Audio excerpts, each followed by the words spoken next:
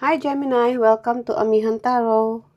Ito ay general reading, pwede ka makarelate, pwede hindi. So kunin mo lang ang mga message na para sa'yo. Ito ay gabay lang, depende sa'yo kung paano mo i-apply sa sitwasyon mo. At Gemini, kung hindi ka pa nakaka-subscribe, please subscribe, pakihit ang notification bell, share, like, and comments na rin. At ako'y nagpapasalamat para sa mga sumusuporta sa aking channel at sa patuloy na sumusuporta.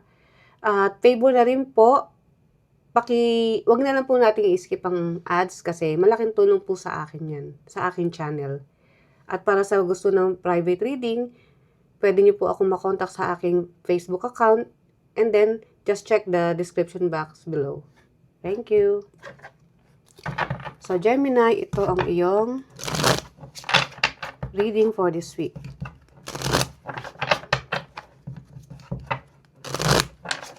Okay. So, universe, ano mga paparating na message kay Gemini this week? Ang iyong overall energy, Two of Pentacles. Challenge, Knight of Cups. Ang iyong focus, Page of Pentacles. Blessing, Ten of Wands. Ang iyong future energy, the Devil. And then ang outcome, the High Priestess. Okay. Gemini, ang iyong overall energy, Two of Pentacles. Etong linggo na to, sa sobrang busy mo, hindi mo na alam kung paano mo gagawin ng tama yung trabaho mo. Sa sobrang pagod, minsan parang bibigay na yung katawan mo. So, ingat, alagaan ang sarili kasi nakikita ko na ultimo sarili mong personal na buhay, hindi mo na ma-manage. Dahil nakafocus ka na lang kung saan-saan. Sa trabaho ba? Career man yan, project, or business. And then, pwede rin sa buhay ng ibang tao. Kung may buhay ng ibang tao, hayaan mo sila. Unahin mo yung sarili mo. Ang challenge is Knight of Cups. Okay. Kung sa tingin mo busy ka na, at merong humihingi ng tulong mo, gusto ng advice, gusto ng comfort, kung sino man yan, medyo humindi ka na kasi tingin ko parang on the go ka pa rin. Kung sino mag-aya sa'yo, sasama ka pa rin. Kahit pagod na pagod ka na. Kaya may challenge. Parang hirap kang tumanggi. Kung sino man itong mga to na gustong mag-chillax, mamasyal. Kung may time, why not? Pero this time, nitong linggo na to, parang sa tingin ko, may mas alagaan mo yung sarili mo muna sa sobrang pagod. And then, ang iyong focus, Page of Pentacles. Ang focus mo kasi is, sa trabaho nga. Pero yun nga lang, sa Gemini, alam ko naman na ang tao is pag nangarap, andyan dyan yung ayaw niya ng pakawalan. Kasi, pangarap mo nga at gustong-gusto mo to, trabaho mo to Dati mo pang ginusto, so nandirito ka ngayon sa sitwasyon na to. Ingat na ingat ka. Dahil para sa'yo, once na makawala to, paano ka na? Kaya ando doon, sobra-sobra yung tuon mo sa iyong, which is hindi naman masama. And then, ang iyong blessing, Ten of Wands. Wow. Talaga lang, Gemini? Kasi ang blessing mo rito is kahit daw left and right, kahit ilang pantrabaho yan, kayang-kaya mo. At hindi ka mapapagod. Di maganda, masipag ka Yung pagiging masipag mo, yun ang blessing mo, Gemini. Kahit kargahin mo pa raw ng ilang obligasyon sa trabaho, hindi ka susuko. And then, ang iyong future energy, the Devil. Ingat, kahit nasabi mo masipag ka, baka pag na-overwork ka, magkasakit ka. Wag naman. Pero tingnan natin kung ano tong the Devil na to. Kasi maaaring obsess ka sa work. Which is, sabi nga, pagka ganyan, chill lang din. Karma, kaya pala ito, nag-i-struggle ka kasi gusto ng isip mo, pero paano yung katawan mo? And then, the High Priestess ang iyong outcome. ikaw yung taong, sabi ko nga hirap kang tumanggi kasi para sa'yo, pag maganda yung ipinapakita, ganun ka din. Yung pagdating sa pakikisama, ubos ang iyong energy. Talagang dun. Ikaw yung isang taong loyal pagdating sa kapamilya, sa kaibigan. Okay, let's clarify.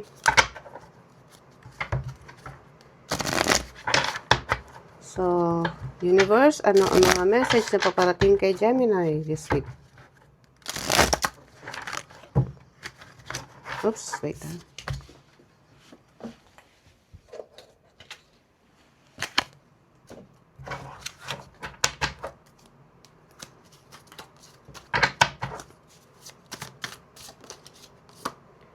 Five of Cups, the World card, and the Ace of Pentacles. Gemini, alam ko naman na masipag ka, pero sabi rito, which is yung energy na nag-clarify, tama naman yan kasi ikaw yung tao. Maaari na ang mga nakaraan is marami kang opportunity na napalagpas. So now, dahil nga may nagbukas uli at ginrab mo at ini-enjoy mo, para sa'yo, ito yung new beginning mo Panibagong panimula na buhay mo na ayaw mong pakawalan, hindi mo pababayaan. Pero, Five of Cups is, baka sa susunod niyan magsisi ka. So, alagaan mo ang sarili mo. Dahil ang nakikita ko rito is regarding sa iyong health. So, watch out. Hindi kita tinatakot, hindi ako doktor, pero yung too much work or na-obsess ka sa kung ano yung trabaho o sa nag-o-occupy ng iyong time, which is ito nga yung career mo,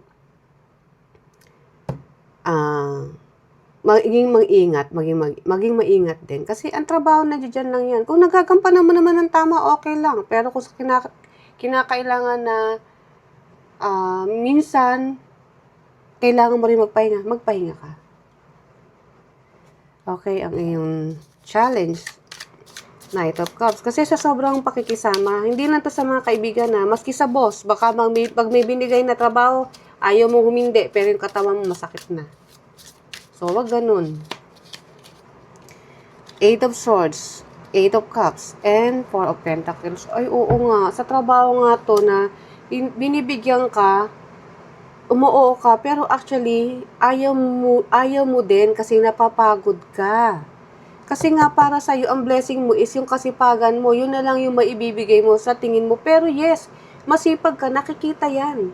Nakikita yan, hindi mo kailangan mag-overwork hanggang sa bumigay yung katawan mo. Kasi gusto mo naman ng talaga yung ginagawa mo dahil para sa'yo, diyan ka makakaipon.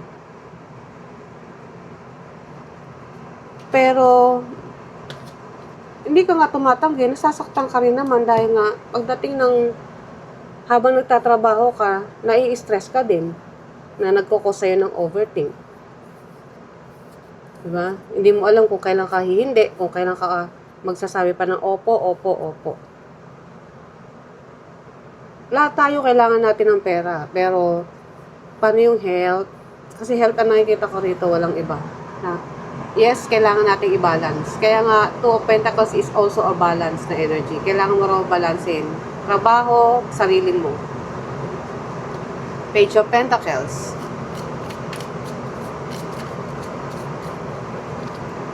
Ace of Cups, Temperance, and the Seven of Pentacles. Okay, ang focus mo is yes, work. Kasi nag-expect ka ng magandang outcome. Which is nakikita ko. Kasi nga Ace of Pentacles Pero wag mo masyadong pagurin yung sarili mo. Maging balance ka raw, moderate lang. Kitang-kita yan, yung kasipagan mo, kahit na sabihin mo pang hindi ka mag-overwork, makikita ng boss mo yan. Kasi nakikita ko rito, sa sobrang pagpapa-impress mo o gusto mo maging okay yung performance mo, baka natitake advantage ka na rin kasi hindi ka nga hihindi. Excuse, wait na naubo ako. So, baka natitake advantage ka na rin dahil ikaw yung masipag. So, alam mo kung kailan mo hihindian. Kasi para sa'yo, ito yung mahal na mahal mong ginagawa mo. Lahat naman tayo pag gusto natin, mahal natin, di ba? Pero limit. lalo na kung health na ang nakasalalay. Ang iyong blessing, 10 of Wands, which is yung kasipagan mo, kahit na magdoble-doble ka, okay lang din. Yun ang sabi mo, di ba? Kasi blessing mo nga yan eh. 9 of Pentacles, the Devil, which is here, and the Wheel of Fortune. Okay, gusto mo yung maging independent ka pagdating sa financial. Kasi para sa'yo, ang pagiging independent o financial independent is kahit na hindi ka magtrabaho in the future, sa pagtanda mo is okay lang dahil kaya mo nang mabuhay. Yun kasi yung na-vision mo eh. Kaya naghahabol ka ngayon pa lang, no. Mas i-priority mo yung pakiramdam mo kung kailangan ka ba magpahinga o hindi. Kasi yun yung nakikita ko rito. Pwedeng nahihirapan ka na rin, hindi mo sinasabi, or sa sobrang sipag mo, baka natitake advantage ka na at sa'yo na ibinibigay lahat ng trabaho. Dahil alam na yan yung galing mo. Kahit na multitasking pa yan, kaya mong diskartehan. So, kailangan mo ring i-balance na, yes, kaya mo, pero hayaan mo rin magtrabaho yung iba at hindi lang ikaw. Okay, the Devil, which may the Devil dito, kinlarify, at in the future yun din. Kung nakikita mong may mga taong nagtatrabaho, ikaw nagtatrabaho at merong hindi, kailangan mo na rin maging matalino. 8 of Pentacles, 3 of Wands, and Queen of Cups.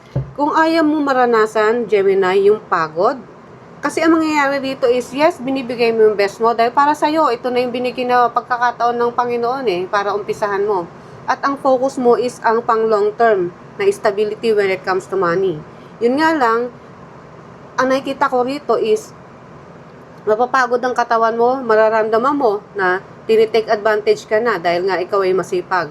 Hanggang sa in the future, marirealize mo na same routine na. Yun at yun ang binibigay sa'yo na nakakapagod na. And then, marirealize mo yan.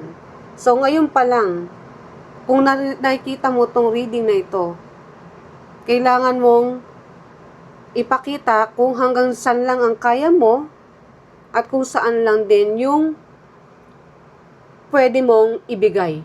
Kasi, yung ibang tao pag nakikita na masipag ka, hindi nakikilos yan. So, para sa boss mo, kung ano yung kaya mong ibigay, yun lang, yung best mo. At pagdating sa kakayanan mo, pakita mo sa mga kasama mo na may hangganan din yung pagiging masipag mo. Hindi yung pwedeng ikaw lang at ikaw lang yung iintindi sa kanila. Kailangan mo ring intindihin yung sarili mong sitwasyon. At pinag-iisipan mo na yan. So, kasi mararamdaman mo to na parang ikaw na lang yung nagtatrabaho. Yes, kailangan mo to Kailangan mo maging masipag. Pero mararamdaman mo yan in the future na parang same routine na lang na parang sa'yo na lang pinapaako yung trabaho. Which is, wag mong pahintulutan. And then, the High Priestess, ang iyong outcome, 3 of Swords, Ace of, the Star, and the Chariot in reverse. See? Alam kong sa pakikisama mo, sobra-sobra. Pero, tama pa ba? Kasi magkukos yan in the future ng pagkapagod sa sarili mo Nare-realize mo na sa'yo na lahat ng obligasyon. Kahit na, oo, focus ka ron. Pero, in the end, alam mo, mawawalan ka na rin ng gana pag pinagpatuloy mo yan. So, kung ito pangarap mo, isipin mo na rin yung sarili mo. Dahil, pag yan itinuloy-tuloy mo, matitake advantage ka at yung determination mo, unti-unting mawawala. Unti-unting mawawala. So, heads up. Gemini, ang iyong last message. Ask for your needs to be met. Okay, see? God and angels can come to your aid only if you make a free will choice to be helped. Speaking. And it begins with asking. It doesn't matter how you ask God for help, but only what you do. The same holds true with clearly asking other people to assist you. See? Asking other people to assist you. So, wag mong hayaan na samantalahin ka. maging aware sa mga ganyang bagay, Gemini. Kasi kung hindi, mag-take advantage ka ng mga tao. So, Gemini, I hope na gusto mong reading. See you ulit sa mga susunod pang reading. Bye!